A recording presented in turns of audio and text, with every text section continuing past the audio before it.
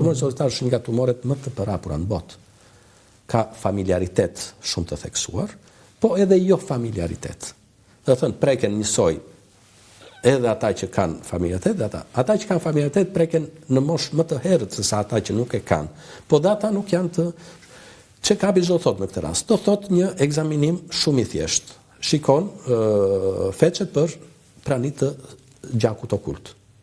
Nëse ky është atë, atëherë duhet bëhet një koloskopi për të parë ka apo s'ka. Po edhe nëse del kjo negative, nuk është se flas, sepse ajo del pozitive vetëm 1/4 në rasteve që ka tumor.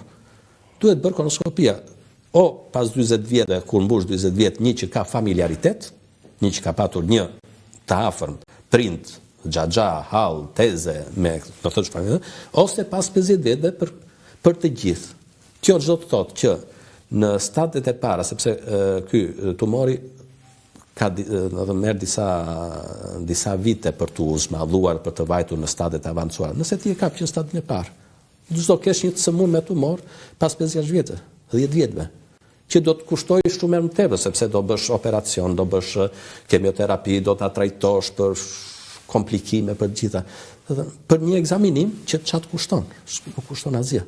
Ky është check-upi, ky është parandalimi, kjo është profilaksia.